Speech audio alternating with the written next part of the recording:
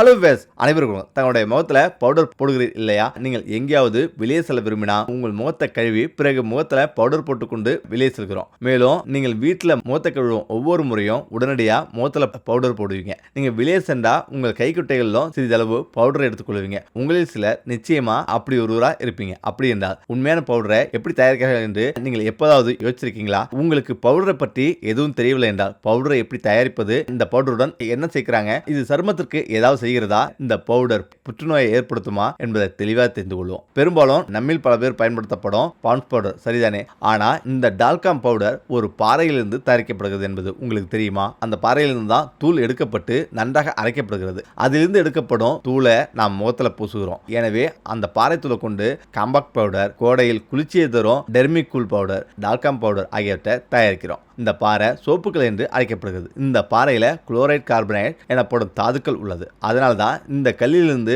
தயாரிக்கப்படும் பவுடரை talcum powder என்று அழைக்கப்படுகிறது. ஆனா இந்த பாறை எங்கே காணப்படுகிறது என்று உங்களுக்கு தெரிந்தா நீங்க அதிர்ச்சி அடைவீங்க.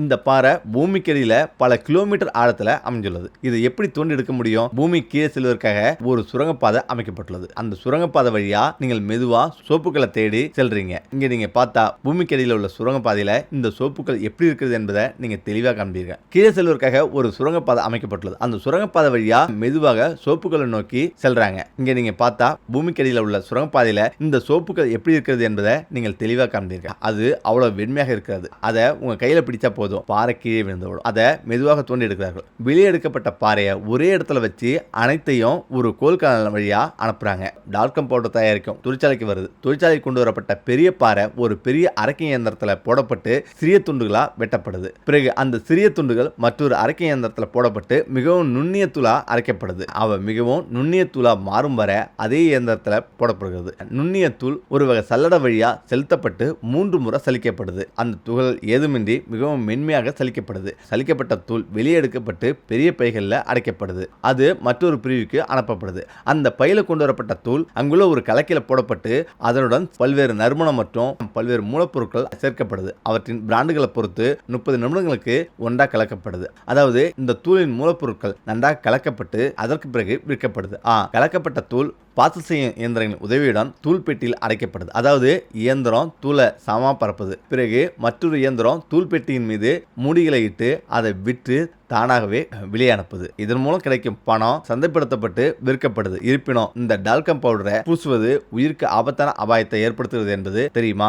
இப்போது அது எந்த அளவுக்கு உண்மை என்று கண்டுபிடிப்போம். பொதுவாக இந்த டால்கம் பவுடர் சிறிய குழந்தைகளுக்கு கொடுக்கப்படுகிறது. கோடை காலத்துல அவர்கள் பவுடரை அதிகம் பயன்படுத்துறாங்க. ஏனெனில் அதிகப்படியான வியர்வையால அவர்களின் உடல்ல தடிப்புகள் ஏற்படுது. எனவேதான் இந்த டால்கம் பவுடரை அனைவரும் பயன்படுத்துறாங்க. ஏனெனில் இது அவர்களுக்கு நிவாரணம் அளிக்குது. குழந்தைகள் மட்டுமல்ல, பெரியவர்களும் இந்த பவுடரை அதிகம் பயன்படுத்துறாங்க. சிலர் வியர்வை நாற்றத்தை தடுக்க தங்கள் அக்குகள்ல பவுடரை பூசுறாங்க. மற்றவர்கள் அதை தங்கள் பிறப்புறுப்புகளில் கூட பூசுறாங்க. இருப்பினும் மருத்துவர்கள் பல்வேறு வழிகளில் பவுடரை பயன்படுத்துபவர்களுக்கு, குறிப்பா பெண்களுக்கு புற்றுநோய் ஏற்படும் அபாயம் இருப்பதாக கூறுறாங்க. சில பெண்கள் தங்கள் பிறப்புறுப்புகளில் டால்கம் பவுடரை பூசுறாங்க. தினமும் டால்கம் பவுடரை பயன்படுத்துவது பெண்களுக்கு கருப்பை புற்றுநோய் ஏற்படும் அபாயத்தை அதிகரித்திருக்கிறது என்று சுகாதார நிபுணர்கள் கூறியுள்ளனர். கடந்த காலத்திலும் இது குறித்து சில ஆராய்ச்சிகள் செய்யப்பட்டது. 2014 ஜெர்னல் ஆஃப் கிளினிக்கல் இதழில் வெளியிடப்பட்ட ஒரு அறிக்கையின்படி தினமும் டால்கம் பவுடரை பயன்படுத்தும் பெண்களுக்கு கருப்பை புற்றுநோய் ஏற்படும் அபாயம் உள்ளது. அமெரிக்காவின் தேசிய சுகாதார நிறுவனங்களைச் சேர்ந்த ஆராய்ச்சியாளர்கள் கண்டறிந்தனர். இந்த ஆராய்ச்சி 2003 முதல் 2009 வரை நடத்தப்பட்டது. இருப்பினும் இந்த ஆய்வுல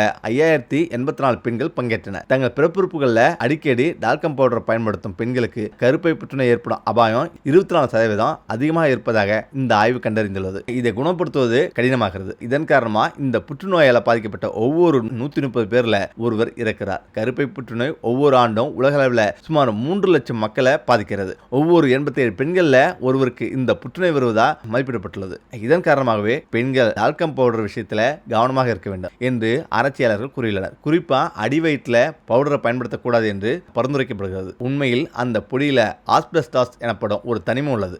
இது புற்றுநோய் தொடர்பான நோய்களின் அபாயத்தை அதிகரிக்கிறது என்றும் இது குழந்தைகளுக்கும் பெரியவர்களுக்கும் மிகவும் தீங்கு விளைவிக்கும் என்றும் ஆராய்ச்சியாளர்கள் கண்டறிந்துள்ளனர். இந்த வகை பொடியில டால்க் எனப்படும் ஒரு தனிமம் இருப்பதாக அவர்கள் கூறுகிறார்கள். இது பூமியிலிருந்து எடுக்கப்படும் ஒரு கனிமம் இல்லையா?